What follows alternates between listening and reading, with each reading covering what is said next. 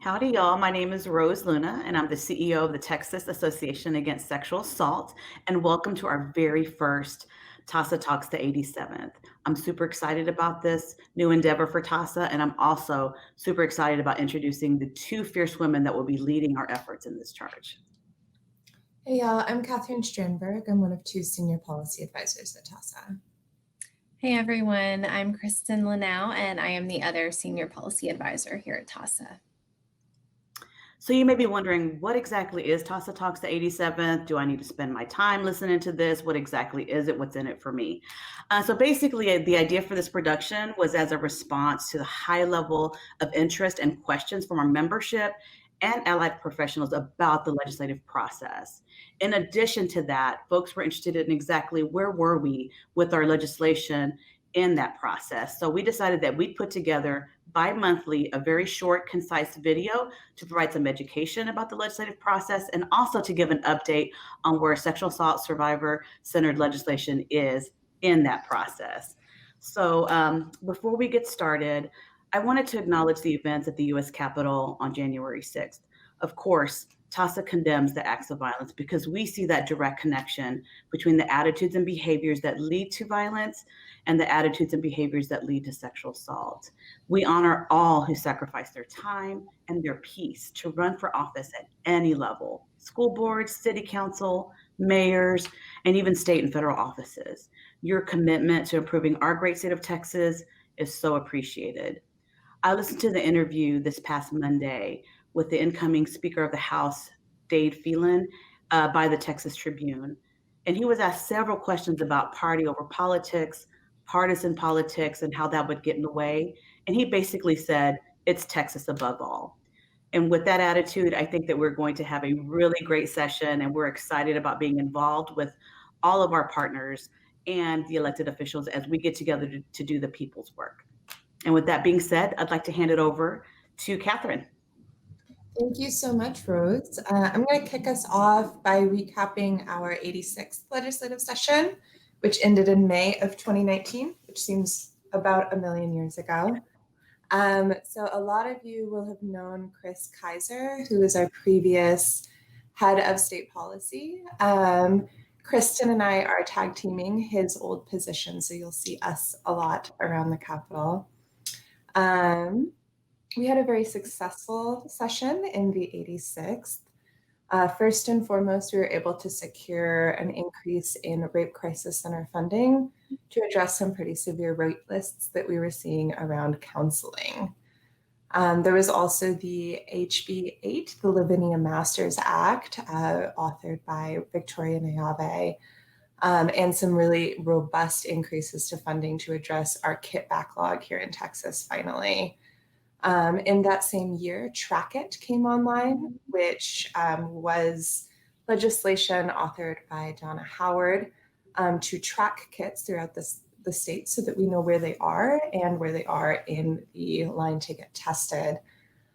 Those three things together are huge investments to resolve the kit backlog in Texas, and it makes us a national leader in dealing with this really serious, really complicated problem. We also expanded telemedicine for increasing access in the rural parts of the state. As we know, roughly 84% of Texas counties don't have a SANE on staff.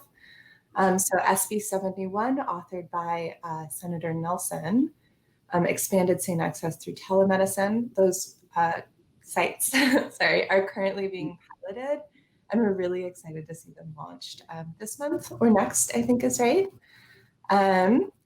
We also had several bills to address Title IX. As you might have known, around that time, there were some significant federal changes to Title IX and protection for survivors, and Texas lawmakers really jumped at the chance to create our own Texas Title IX to protect survivors on college campuses.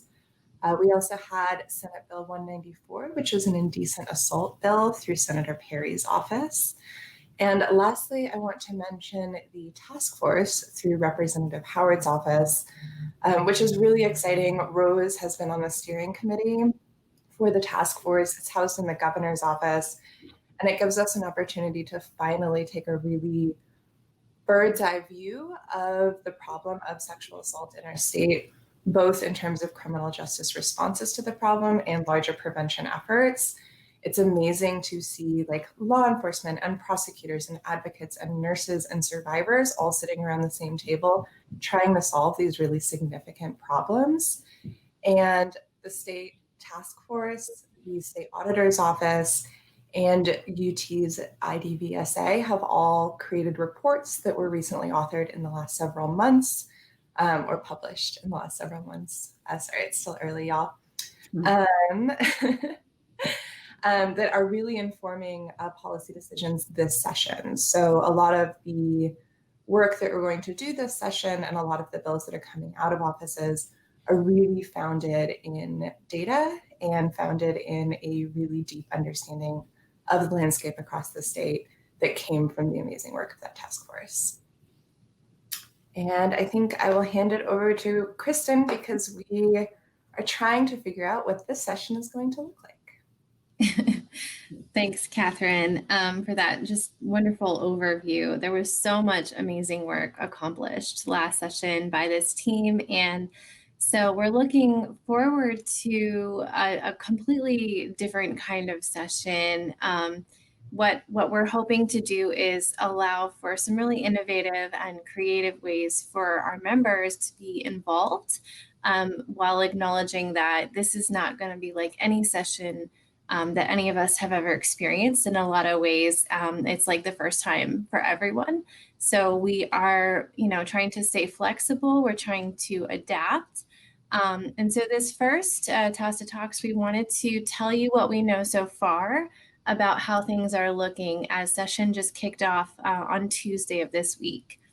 And so what we're seeing so far is that bill filing is very slow. Things are moving much more slowly than they have in previous sessions. We have many less bills that have been filed this session than were at the same time 2 years ago. And so we're anticipating that will continue, and we may see half of the number of bills or even less filed total overall. So we're really fortunate. We're hearing good things about the priorities that TAASA is pursuing this session, and we hope to see those be picked up and filed across the board. And we'll have hopefully more information on that at our next TAASA Talks.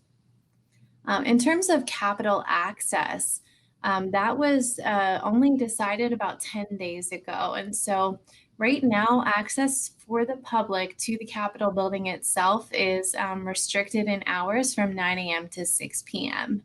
And for those people who do want to go in, masks are currently required.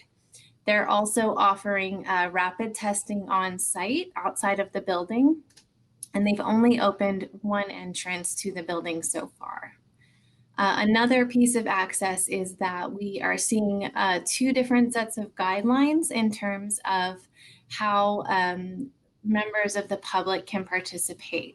So the House has a slightly different set of guidelines than the Senate does. What we're seeing is that in order to access the gallery, members of the public will be very limited and will be required to show evidence of a negative COVID test. In order to access Senate hearings, access again is going to be really limited. So far, it looks like Senate hearings may be happening in person, but they will require a negative COVID test. On the House side, we're seeing some things slightly differently. It looks as though members of the public may only be permitted to submit testimony electronically to House hearings. And so what that means for our membership is that if there's an item, a bill that is impacting survivors that we're following, that y'all are interested in, and you want to advocate for, we will do our best to communicate to you when that's happening so that you have an opportunity to submit your comments online ahead of time, because it doesn't look as though the House will be bringing the members of the public in person at this time. And so all of this is also, with a caveat that things could change and they likely will change. But for the first probably 60 days, this is what we're going to see. But again, we're going to continue communicating what we know in terms of access. We really encourage our members to make appointments virtually with their representatives.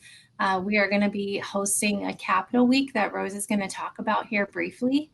But in terms of, how do you get some FaceTime with them, and how do you explain what's important and talk about rape crisis centers and survivors and what is the most meaningful to y'all this session? We encourage you to be as creative as possible and to do so virtually for the time being. So I think that's everything we can share this morning in terms of logistics and access. So I'm going to give it back to Rose to talk about next steps. All right. Well, thank you, Kristen and Catherine. That is very helpful. I learned something today. Again, I always learn something when I talk to you guys. But I also wanted to address, I think, the thing that's probably on all of our minds is budget, right? We're like, what's going on with the budget? So I just wanted to report that I did listen this morning to an interview to our comptroller by the Texas Tribune this morning. And it was it's not exciting. I'm a little extra. I get it, y'all. It was just an improvement. So the projections from the summer of the sales projections and everything that goes into the budget was, bleak. I'll just go ahead and say it. But now they've redone those. They have done another assessment, and the projections now are just an improvement from the summer. So I'm going to take any good news I can get. It's still going to be a fight. It's still going to be very hard. There's a lot of needs in our great state of Texas. So just wanted to give y'all that quick positive update. Another positive update is, as Kristen mentioned, it's really hard to get bills filed. And I just want to congratulate both Kristen and Catherine for getting some of ours through that process. So we're very excited. That's a victory in and of itself as well. So I didn't want us to lose sight of either of those things. But either way, thank you again for joining us. Just wanted to let you all know that these are going to happen bi-monthly. You'll know when they happen because we'll have them across all of our social media platforms. We'll also have them on our YouTube channel. So if you're anything like me and you have just got to see this riveting video that TAASA's policy team put together, there's a place for you to go find that and not miss an episode. So there's that. The other thing is that we do have Capitol Day. We are teaming up with our sister coalition, the Texas Council on Family Violence, and we're so excited. We do this every year. Of course, this year it will be our first to do Capitol Days virtually, but those will happen February the 15th through the 18th. So basically, just really quickly, February 15th, we're going to kick off virtual Capitol Day. February 16th through the 18th, there will be legislative visits, and both policy teams at TAASA and TCFE will be available and have some office hours to kind of help you with logistics to get those visits in. And then finally, on the 18th, we're going to celebrate by having a virtual happy hour. So if you have any questions or want any more information on Capitol Day, or if you just have any questions and want any more information on the legislative process, stay tuned to our videos, but also please feel free to email at any time, policy@taasa.org. And that goes straight to Kristen and Catherine. And please give them some grace, and they will be super busy, but I know they're super responsive as well. So thanks again, everybody, for joining us. And we look forward to sharing the education of the process and some updates next time. Thank you. Thank you. Yeah.